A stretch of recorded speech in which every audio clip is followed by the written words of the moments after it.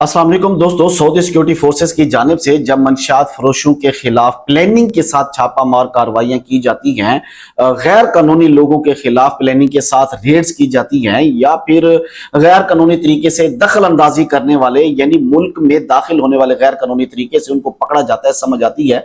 लेकिन एक ऐसी कार्रवाई जो भिखारियों के खिलाफ भी की जाती है, उसकी समझ नहीं आती कि इतनी मनसूबा बंदी से उनके ऊपर जो है ना घात लगा कर उनको पकड़ना, आखिर ये लोग किसी का क्या नुकसान कर रहे होते हैं? ये वो सवाल होते हैं जो वक्ती तौर के ऊपर हर किसी के जहन में आते हैं। ये बेचारे भिखारी ही तो गए ना, हाथ दराज करते गए, सवाल करते गए, भीख मांगते गए। कोई देता है तो ठीक है, अगर कोई नहीं देता तो फिर चले जाते गए।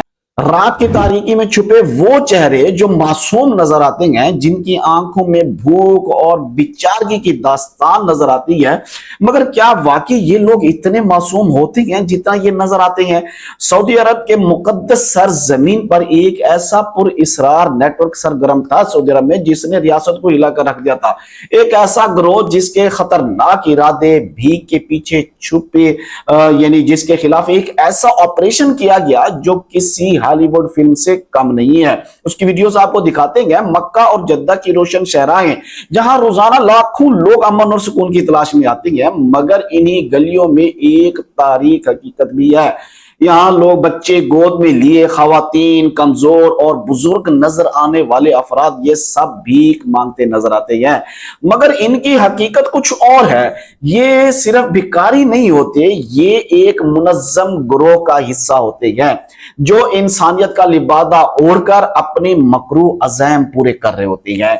और सबसे तशवीशनाक जो बात है वो ये है कि जो लोग पकड़े गए, इनके साथ मौजूद बच्चे, इन बच्चों का क्या जो इनके पास मौजूद थे, क्या ये वाकई इनके बच्चे थे या किसी और के दिल का टुकड़ा चुरा कर इनसे जबरदस्ती भीख मंगवाई जा रही थी? जैसे वो पाकिस्तान में भी एक वाकया पेश आया कराची शहर से कि उसमें कराची में किसी का बच्चा चोरी किया गया, अगवा किया गया, फिर कुछ अरसे बाद उन्हीं के घर के साथ ही जो है ना वो भीख मांग रहा था, उसे भीख मंगवाई जा रही थी और फिर वो पकड़ा गया। तो साफ ज़ाहिर इनके पास जो बच्चे होते हैं वो ज्यादातर ऐसे ही होते हैं, ये लोगों के दिल के टुकड़ों को पकड़कर अगवा करके उनसे भीख मंगवाते हैं।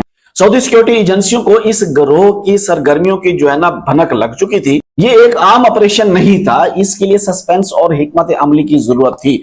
इन्होंने एक खुफिया मंसूबा बनाया। सिक्योरिटी टीम के अहलकार आम शहरी के बेस में इन भिखारियों के करीब गए। इन्होंने इन्हें भीख दी, मगर इनकी असल नियत भीख देना नहीं थी। हर सिक्के के साथ, हर नोट के साथ, हर एक बंदे के साथ एक कैमरा मौजूद था। इन तमाम हरकत को रिकॉर्ड कर रहा था। ये फुटेज बराह रास्त कंट्रोल रूम में भेजी जा रही थी, जहां महरीन हर छोटे से छोटे इशारे को परख रहे थे।